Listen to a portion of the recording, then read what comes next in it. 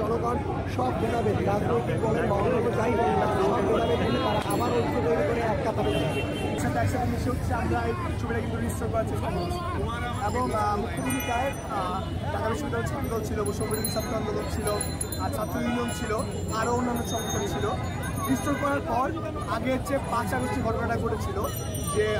বাংলাদেশের সর্বস্তরের জনগণ 5 আগস্ট এখানে এসে হচ্ছে খুনি আসিনার ছবিতে জুতা নিক্ষেপ করেছে। আমরা সেই কার্যক্রমটাই হচ্ছে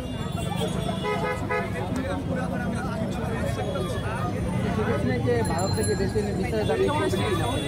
আমরা অবশ্যই শেখ হাসিনাকে ভারত থেকে যথাসম্ভব দ্রুত সময়ের মধ্যে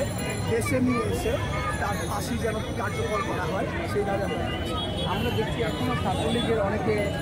ক্যাম্পাসে রয়েছে বা তারা যারা আপনারা বিপ্লবী ছিলেন তাদেরকে বিভিন্নভাবে হুমকি দিচ্ছে সেটা কি নিচ্ছে না? ছাত্রলীগের যারা দেখুন ছাত্রলীগ এখানে দুইভাবে ভাগ করা যায়।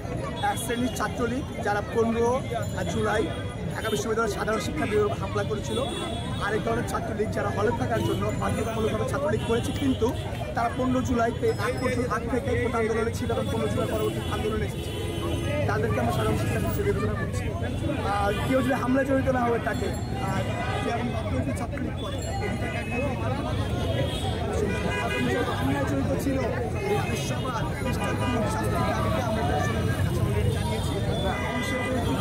নিশ্চিত হয় সে বিষয়ে আমরা কতটুকু ভাই সর্বশেষ আপনারা যে গ্রাফিতিগুলো বিভিন্ন দেয়ালে দেয়ালে আঁকছেন সেখানে সেইগুলো মুছে আওয়ামী লীগ ছাত্রলীগের মানুষজন জয় বাংলা লিখে দিচ্ছে, এই বিষয়ে কি বলবেন?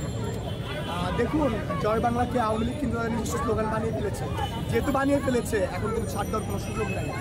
জুলাইয়ের গ্রাফিতি জুলাই আগস্ট গণঅভ্যুত্থানের গ্রাফিতি যদি কেউ মুছে যদি কেউ হামলা করে থাকে এবং যদি কেউ গ্রাফিতিগুলো মুছে দেয় 1, 2 বিগত 16 বছর যারা ছাত্রলীগ আওয়ামী লীগের নামে হামলা করেছে তাদের সবাইকে বিচারের আওতায় রাখতে হবে। এবং কাউকে যদি পাওয়া যায়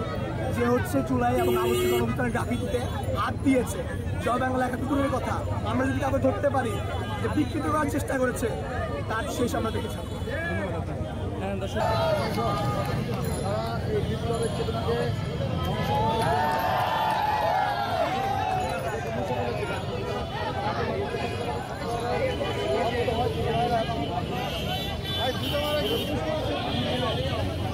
রাতের বেলা সবার দিকে করে বই প্রকাশ একজন বই প্রকাশ হতে পারে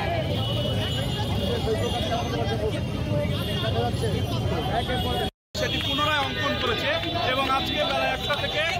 জুতা নিক্ষেপের যে কর্মসূচিটা সেটি এখানে পালিত হচ্ছে এবং আমরা প্রশাসনের নিকট দাবি করব যে এরকম একটি ফ্যাসিস্ট বিরোধী যে গ্রাফিতি অঙ্কন করা হয়েছিল এটি যারা মুছে দিয়েছে তাদেরকে বিচারের আওতায় আনতে হবে এবং তাদের প্রতিযুক্ত গ্রেফতার করতে হবে। ধন্যবাদ। মুছে দিয়েছিল চেষ্টা করেন তাদের প্রতিক্রিয়া জানায় তো এবং শিক্ষার্থীরা